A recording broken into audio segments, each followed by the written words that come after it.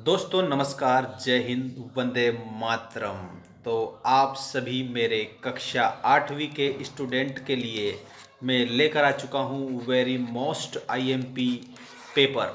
ये वार्षिक परीक्षा 2023-24 हिंदी विशिष्ट का है और ये आपका 6 मार्च के लिए है। 6 मार्च का जल्दी से सबसे पहले तो आप लोग चैनल को सब्सक्राइब करिए, क्योंकि आप लोगों के हर विषय के पेपर वेरी वेरी मोस्ट और आपकी किताब पर 100% आधारित हम आपको बताएंगे। चैनल को सब्सक्राइब कर लीजिएगा जल्दी। और बिना देर की स्टार्ट करते हैं आज का ही हमारा महत्वपूर्ण पेपर। और इसमें से आप लोगों की परीक्षा में छपने वाला है क्वेश्चन। तो ये रहा आपका बहुविकल्पीय प्रश्न। प्रतिदिन शब्द में कौन सा समास है? इस शब्द में आपको समास बताना है। प्रतिदिन में ये प्रति अव्यय शब्द होता है, ठीक है। प्रतिदिन का प्रत्येक दिन या हर दिन बनता है समास विग्रह। इसमें आप लोगों का अव्ययी भाव समास कंप्लीट उत्तर हो जाएगा। इसके बाद में द्विगु समास जो होता है, द्विगु समास में संख्यावाची याद रखना आप सभी, ठीक है। और इसके अलावा द्वंद्व जो समास होता है इसमें दोनों पद प्रधान होते हैं, ये याद रखना आप सभी। तत्पुरुष समास में विभक्ति का लोप करके समास बनाया जाता है, ठीक है। तो यहाँ पर हमारा करेक्ट उत्तर क्या होगा? अव्ययी भाव समास हो जाएगा प्रतिदिन में। एक और मैं आपको बता देता हूँ, यथाशक्ति अगर आपके सामने आता है तो यथाशक्ति में भी अव्ययी भाव समास है। समास विग्रह बनता है यथाशक्ति का शक्ति के अनुसार। अगला देखो, दिगंबर शब्द का संधि विच्छेद है। तो देखिएगा, दिगंबर जो शब्द है इसमें दिक प्लस अंबर बनेगा। और ये आप लोगों की संधि अगर पूछ लेते हैं तो व्यंजन संधि आपको इसमें करेक्ट उत्तर में बताना है। अगला प्रश्न है, तानसेन के गुरु थे। तानसेन अकबर के नवरत्नों में से एक था, ठीक है। और तानसेन के गुरु स्वामी हरिदास थे। ये आपका ऑप्शन नंबर बी करेक्ट होगा।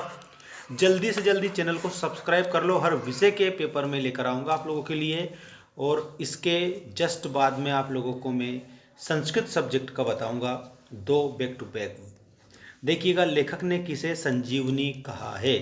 ठीक, आपके ऑप्शन है धन को, स्वास्थ्य को, संगीत को या फिर विद्या को।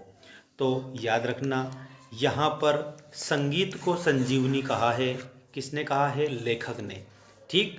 इसके बाद अगला प्रश्न है, संगीत का सामाजिक महत्व कब बढ़ता है? तो याद रखना आप सभी, यहाँ पर आपको करेक्ट उत्तर में जन साधारण को प्रभावित करने के लिए इसको सामाजिक महत्व बढ़ जाता है संगीत का। जब हम जन साधारण को प्रभावित करते हैं तब इसका प्रभाव और अधिक हो जाता है, ठीक है। और इसके बाद में आ चुका है क्वेश्चन नंबर 6, संगीत सम्राट कहलाते हैं। सम्राट का मतलब क्या होता है? तो आपको सम्राट का मतलब राजा बताना है। और संगीत सम्राट कहलाते हैं, इसमें आपको तानसेन बताना है। क्या बताना है? तानसेन बताना है। और अगर आपसे पूछ ले स्वर कोकिला किसे कहते हैं, तो स्वर कोकिला में लता मंगेशकर आप बताएंगे। और स्वर सम्राट, संगीत सम्राट तानसेन कहलाते हैं। इस प्रश्न का ये उत्तर आपका हो जाएगा। इसके बाद में क्वेश्चन नंबर 7 देखिएगा, प्रख्यात संतूर वादक थे। देखो, आपके ऑप्शन हैं अलाउद्दीन खां, कुमार गंधर्व, तानसेन या बिस्मिल्लाह खां। तो इसका करेक्ट उत्तर आपको बताना है। करेक्ट इसमें आप लोगों को संतूर वादक क्या बता देना है? आपका प्रश्न का उत्तर होगा अलाउद्दीन खां। इसके बाद में अगला प्रश्न देखिएगा आप सभी, इत्यादि शब्द में कौन सी संधि है? तो इति प्लस आदि बनता है, ठीक है। यहाँ पर आप लोगों को स्वर संधि बता देना है।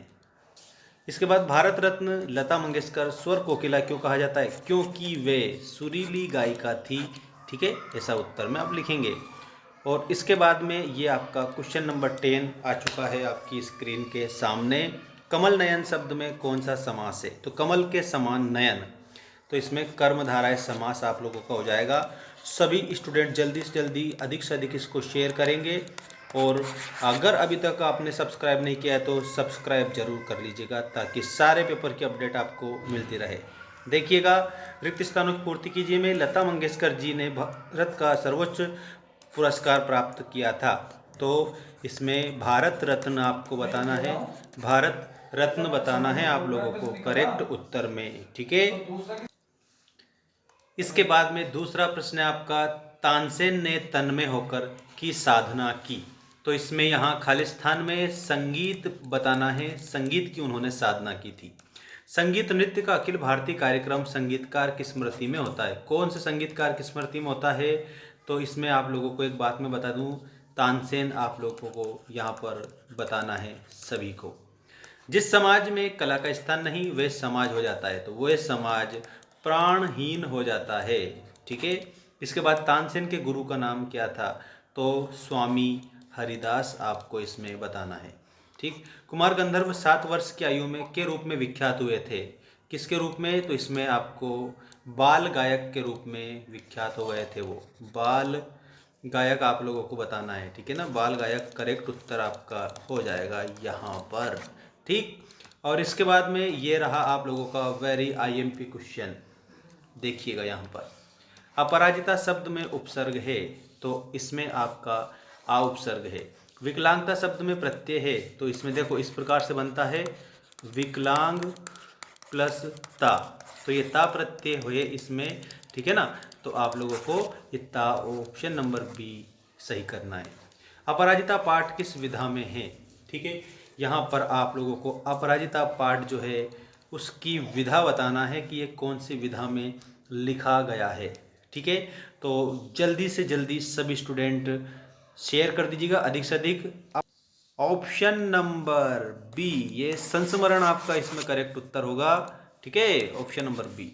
डॉक्टर चंद्रा की इच्छा क्या बनने की थी? तो इसमें आपको याद रखना है, डॉक्टर चंद्रा की इच्छा क्या बनने की थी, कमेंट करके बताएंगे सभी स्टूडेंट। इसमें ऑप्शन नंबर फर्स्ट बताना है, चिकित्सक। अभिमान शब्द में उपसर्ग है, इसमें अभी आप लोगों का उपसर्ग हो जाएगा, ये तो बिल्कुल सरल सिंपल है। ठीक है, और इसके बाद में इस पाठ में अपराजिता किसे कहा गया है? तो इसमें डॉक्टर जो चंद्रा है ना, डॉक्टर चंद्रा को अपराजिता कहा गया है। ठीक, इसके बाद में ये रहा आप लोगों का अगला क्वेश्चन आईएमपी। अपराजिता शब्द का विलोम होगा पराजिता।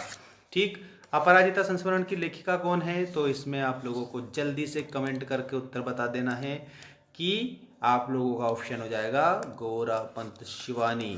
जल्दी से कमेंट करिए सभी, गोरापंत शिवानी लिख दीजिए कमेंट में, क्योंकि यही सही है।